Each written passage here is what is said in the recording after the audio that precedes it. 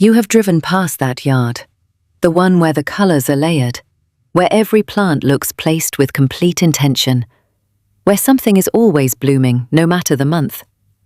You have pulled into your own driveway and thought, mine could look like that. Here is the thing no one at the nursery will ever tell you. Almost every plant in that yard is sitting on the same shelf you walk past every spring. You have just never been shown which ones to pull off that shelf and why. This list fixes that right now. These are 15 proven, specific, research-backed plants that work across real American climates and real American soil. Stay with me through plant number 14, because that single plant is the reason certain front yards stop traffic and others simply do not. Plant 1. Witch Hazel. Most gardeners have walked past this plant 100 times without giving it a second thought. That is one of the most costly oversights in American front yard gardening. Witch hazel is the only flowering shrub in North America that blooms in the dead of winter. While every other plant in your yard is dormant, while the ground is cold and the branches are bare, witch hazel pushes out spidery, ribbon-petaled flowers in shades of gold, copper, and deep red. The blooming window runs from late November through March, depending on your variety and climate.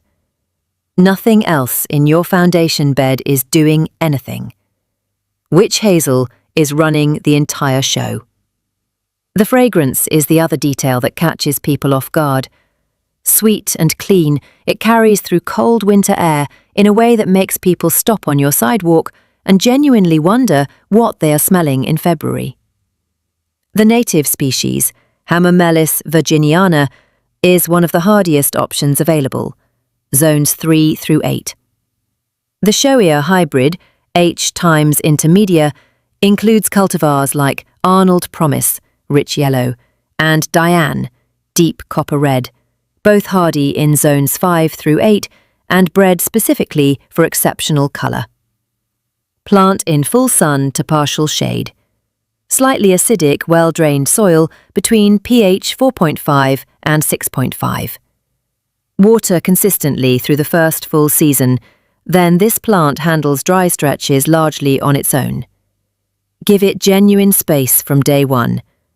A mature specimen reaches 10 to 15 feet tall and wide, and it earns every inch. Plant 2. Forsythia. There is 1 week every spring when this plant turns a grey neighbourhood into something worth photographing. And that week arrives before a single other shrub has opened a leaf. Forsythia blooms on completely bare branches. No foliage, no green at all, just electric yellow flowers covering every branch from the ground up in late February to early April, depending on your zone. On a street still locked in late winter grey, a forsythia in full bloom is impossible to ignore. It solves a real problem that gardeners from zone 3 to 8 deal with every single year. That long, colourless stretch between the last frost and real spring colour. Plant in full sun, a minimum of 6 hours of direct light daily. Less sun equals noticeably fewer blooms, and fewer blooms defeats the entire purpose. Soil pH between 6.0 and 8.0, making it one of the most pH-tolerant foundation shrubs available. Established plants handle average rainfall without supplemental watering. Prune immediately after bloom, never before, to keep it manageable and to protect next year's flower buds.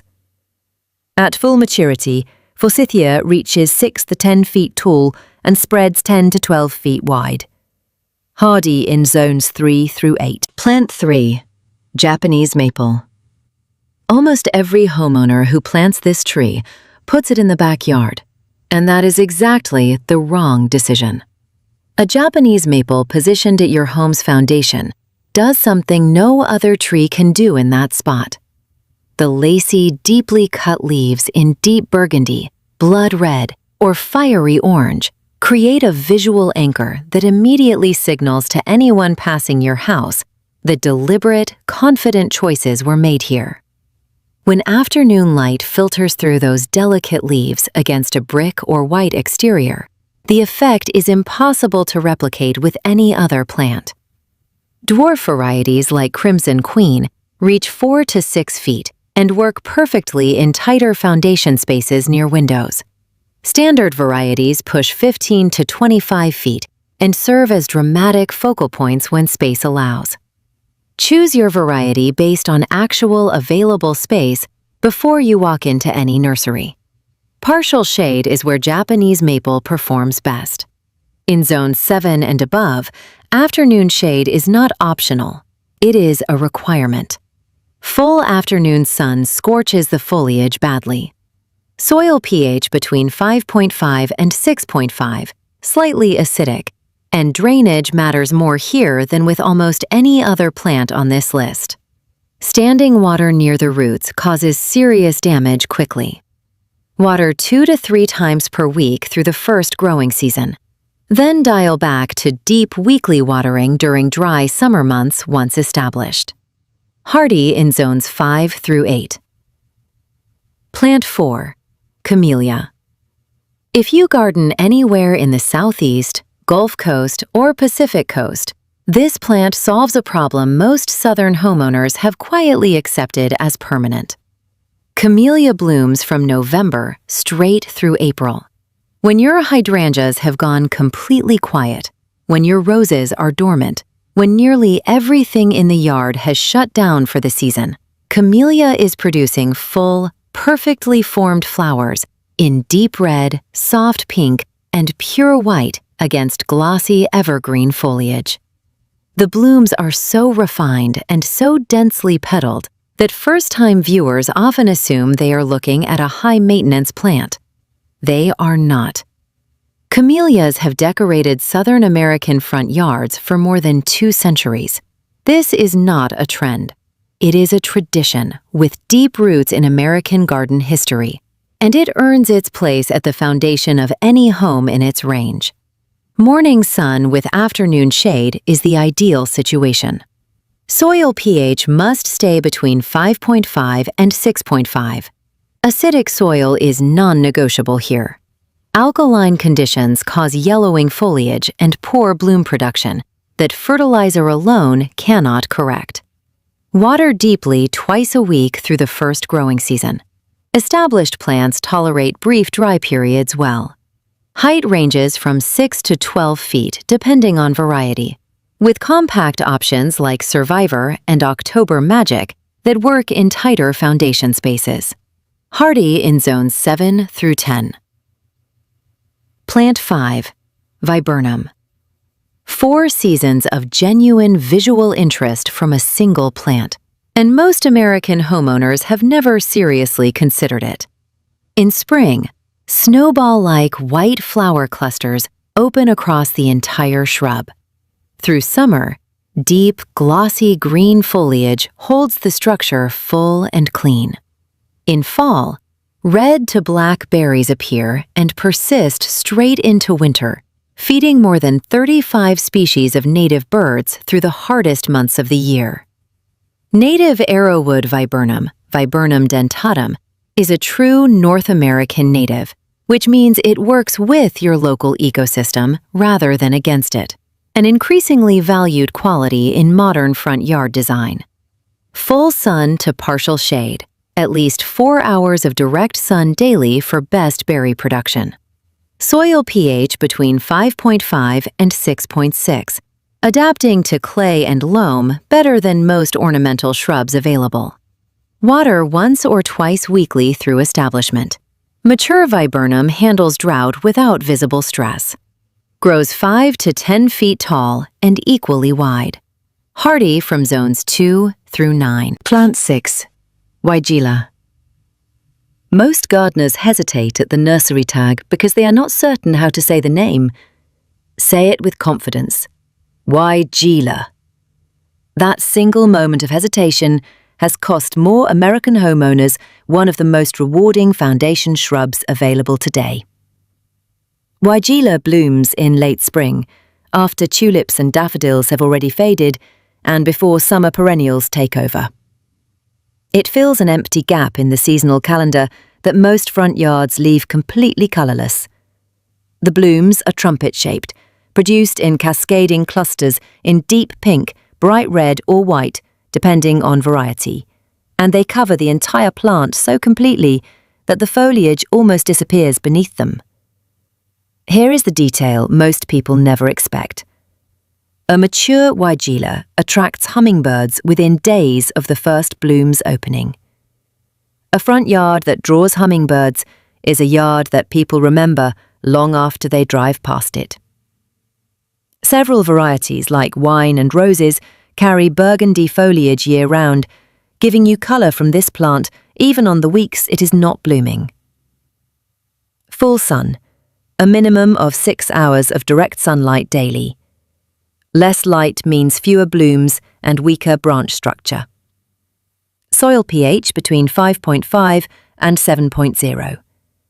Tolerates average American garden soil without special amendment across most regions. At maturity, reaches 3 to 6 feet tall and equally wide. Hardy in zones 4 through 8. Plant 7. Spirea. More blooms per square foot than almost any other foundation shrub available, and most homeowners have never given it a real chance. In late spring, Spirea covers itself completely in dense clusters of tiny white or pink flowers. The naturally mounded, arching form gives the foundation bed a soft, deliberate appearance that reads as considered and intentional rather than accidental. Many varieties, particularly the gold flame types, deliver a second flush of blooms in early fall, something most gardeners do not expect the first time it happens. Fall foliage on those same varieties shifts to gold, orange and deep red, adding a third season of genuine colour from one affordable, widely available plant. Full sun produces the heaviest and most sustained flowering through the season, a minimum of 6 hours of direct sunlight daily. Soil pH between 6.0 and 7.0. Tolerates clay and loam without special soil preparation across most American regions. Water once or twice weekly through the first season. Established Spirea handles drought and summer heat with minimal visible stress. Height ranges from 2 to 6 feet tall and wide. Hardy across zones 3 through 9, from Minnesota straight to Texas. Plant 8. Mock orange. The name tells you almost everything. Clusters of pure white 4-petal flowers open in late spring and carry a fragrance so close to fresh orange blossoms that people standing in your yard will genuinely stop to figure out where that scent is coming from. Mock orange works 2 senses simultaneously, and a plant that does that is always more memorable than one that only looks good from the driveway. The fragrance does not stay in your garden. It travels on the breeze and reaches the sidewalk before anyone passing ever lays eyes on the plant. In New England and across the Midwest, where fragrant plants are most appreciated after months of cold winters, mock orange is one of the most underused shrubs available. Full sun to light shade, with full sun producing the strongest fragrance and the most abundant flower clusters. Soil pH between 6.0 and 8.0. One of the most alkaline-tolerant fragrant shrubs available, which makes it uniquely valuable across the Great Plains and Midwest, where many other fragrant plants struggle. Water once a week through establishment. Arching branches give it a graceful, natural form that requires minimal pruning to stay attractive. Reaches 4 to 8 feet tall and equally wide. Hardy in zones 4 through 8. Plant 9. Lilac. Before this plant ever comes into view, you already know it is there. The fragrance of a mature lilac in full bloom travels across the entire yard and reaches the sidewalk before anyone walking past ever sees a single flower.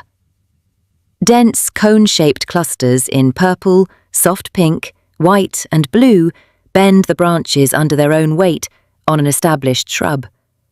That is how full and heavy the blooming is. Something worth understanding about this plant: lilac actually needs cold winters to bloom at its absolute best. It requires a sustained period of winter chill to set flower buds for the following spring. Gardeners in Minnesota, Wisconsin, Michigan, and across the Great Plains grow lilac that blooms with a fullness and intensity that warmer climates simply cannot match. The brutal winter is part of what makes the bloom so extraordinary. This is one of the very few plants that rewards you specifically for enduring the hardest part of the year. Full sun is essential, a minimum of 6 hours daily. Shade-grown lilac survives, but bloom production drops sharply. Soil pH between 6.5 and 7.0, notably more neutral than most flowering shrubs on this list. If your soil tests acidic, work garden lime into the planting bed before you get started. Provide good air circulation to prevent powdery mildew. Standard varieties reach 8 to 15 feet tall. Compact, reblooming varieties like Bloomerang stay under 5 feet and produce a second flush in late summer. Hardy in zones 3 through 7. A mature lilac lives and blooms for 50 years or longer. That is not just a plant. That is a legacy you are putting in the ground. Plant 10. Daylily. Every single flower on a daylily opens for exactly 1 day. Just one. Then it closes, and a fresh bud takes its place the following morning. A mature plant carries so many buds simultaneously that it blooms without stopping for 4 to 6 full weeks through the heart of summer.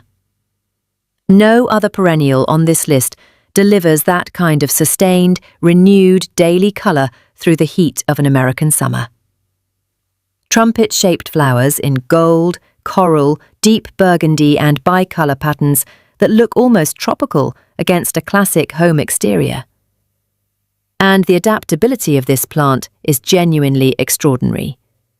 Clay soil, sandy soil, dry slopes, neglected corners, full sun, partial shade.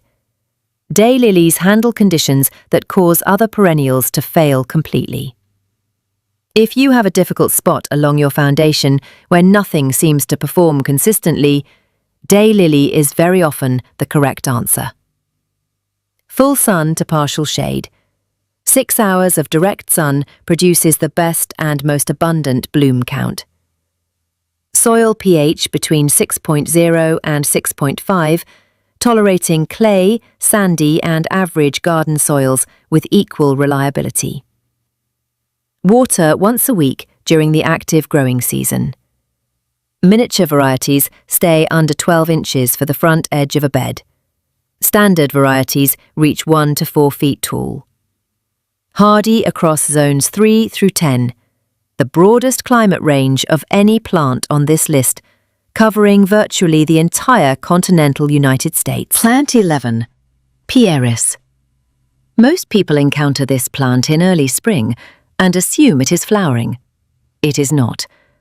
What they are seeing are the leaves. New growth on Pieris emerges from the branch tips in vivid deep red, sometimes nearly crimson, before it gradually matures and transitions into deep green over the course of several weeks.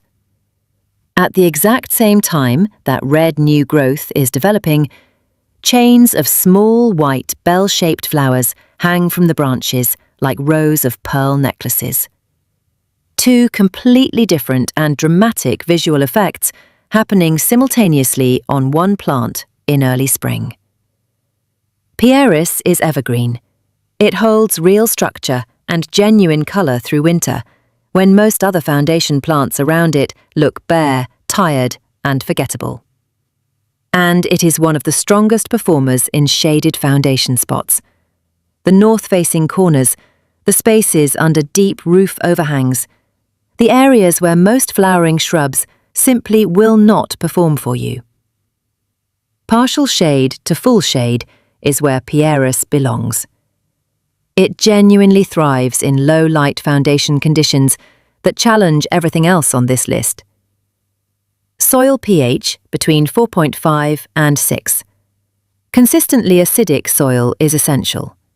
If your soil needs amendment, work sulfur in before planting, or position Pieris alongside rhododendrons and azaleas in naturally acidic beds. Water regularly through the first 2 full growing seasons, because this plant establishes more slowly than most shrubs. Height ranges from 3 to 8 feet, slow growing by nature, which makes it very manageable near foundations and under windows without constant pruning. Hardy in zones 4 through 8. Plant 12. Barberry. Compact mounds of burgundy, gold and orange-red foliage that look genuinely striking against any home exterior across every season of the year. Small yellow flowers appear in spring, bright red berries follow through fall and winter, and sharp thorns line every branch from base to tip, making Barberry the only foundation shrub on this entire list that actively protects your home while looking completely intentional doing it. Most homeowners never think about security when they are choosing foundation plants. Barberry makes that an effortless decision because the security is built directly into the plant. One honest note: Japanese barberry is listed as invasive in several northeastern states and parts of the mid-Atlantic. Before purchasing, check your specific state's guidelines and choose non-invasive, sterile cultivars. Your garden and your local ecosystem both deserve that level of care. Full sun to partial shade. Full sun deepens and sharpens the foliage color, most noticeably in burgundy varieties. Soil pH between 6 and 7.5. Adapts to poor and dry soils that put serious stress on most ornamental shrubs. Water weekly through the first growing season only. Once established, Barberry is among the most drought-tolerant foundation shrubs available. Height ranges from 2 to 6 feet, depending on variety. Hardy in zones 4 through 8. Plant 13. Holly. Most Americans think about holly in December. The red berries, the glossy leaves, the seasonal associations. Then January arrives, and they stop thinking about it entirely until the following holiday season.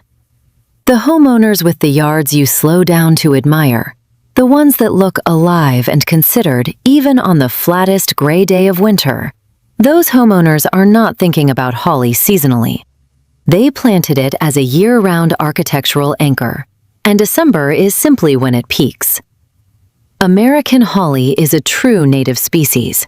Those bright red berries feed American robins, cedar waxwings, and northern mockingbirds through the leanest weeks of winter, when food across the landscape is at its lowest.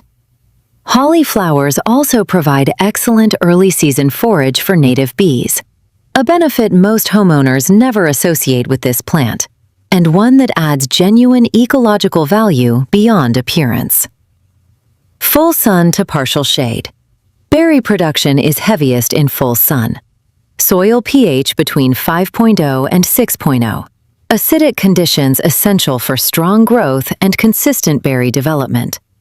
The berries you see in December are a direct result of what the plant received the previous July and August. Water deeply once a week through the first 2 full seasons. Compact varieties like Blue Princess reach 8 to 10 feet. American holly reaches 15 to 30 feet at full maturity. Choose your variety based on your available space before purchasing. Hardy in zones 5 through 9. Plant 14. Butterfly bush. This is the plant mentioned at the start. This is the one that separates certain front yards from every other yard on the street. long, cone-shaped flower spikes in deep purple, soft pink, white, and yellow. And every one of those spikes covered in actively feeding butterflies on a warm summer afternoon. Not one or two butterflies. A single mature butterfly bush consistently attracts more than 20 species of butterflies through the summer season. On a warm afternoon when the sun is full and the butterflies are working every spike on the plant, people do not just slow down when they pass your yard. They stop. They get out of their car. They ask what that plant is. That is the yard this entire list is building toward. One responsible note that your garden deserves. In Pacific Northwest states, butterfly bush spreads aggressively and is listed as invasive. Choose sterile cultivars specifically. The Lo and Behold series and Miss Molly are two of the most reliable and widely available options in American nurseries right now. These give you every bit of the visual impact and fragrance without the ecological concern. Full sun is non-negotiable. 6 to 8 hours of direct sunlight minimum. Fewer hours means significantly fewer flower spikes and a noticeably weaker performance. Soil pH between 6.0 and 7.0. Well draining. Wet, compacted soil causes root problems that no amount of care corrects once established. Water deeply once a week through the first season. After establishment, this plant is drought-tolerant. Overwatering is a far more common mistake with butterfly bush than underwatering. Compact Lo and Behold varieties stay under 3 feet. Standard varieties reach 4 to 10 feet tall. Hardy in zones 5 through 9. Plant 15. Magnolia. Most gardeners picture a towering tree when they hear this name, something at the back of a large property that takes decades to matter. That picture is incomplete. The little gem variety of southern magnolia was developed precisely for foundation planting near homes, and when one is positioned correctly at the front of a house, it produces the most dramatic, most visually commanding statement a foundation bed can make. Goblet-shaped blooms the size of dinner plates in pure white appear in early spring and return repeatedly from late spring through summer. Not a single seasonal moment, but an extended show that carries all the way to fall. The fragrance, a clean, warm blend of lemon and vanilla, carries across the entire front yard on a still morning and stops people before they have even processed what they are looking at. Full sun to partial shade, at least 5 hours of direct sun daily. Protect from harsh afternoon heat in zones 8 and above. Soil pH between 5.5 and 6.5, slightly acidic, consistently moist, and well draining. Magnolia roots are sensitive to compaction, so avoid heavy foot traffic near the planting area. Water 2 to 3 times per week through the first full season. Little gem reaches 15 to 20 feet tall and 8 feet wide, a narrow, elegant form that works beautifully against a home's exterior without overwhelming the space. Hardy in zones 6 through 10. Every plant on this list is sitting at a nursery near you right now. None of them require a professional landscaper or years of experience. What they require is choosing correctly the first time. The right zone, the right soil pH, the right mature size for your specific space. That is the entire difference between a front yard you admire driving past and the one you pull into every evening without a second thought. Your front yard is the first thing the world sees when it looks at your home. It deserves plants chosen with real intention. If this gave you something useful today, share it with one person whose yard deserves better than it is getting right now. And before you go, of all 15 plants on this list, which one have you been growing for years that your neighbours never seem to know about? Drop that in the comments. The best gardening knowledge in this community has never come from a nursery tag.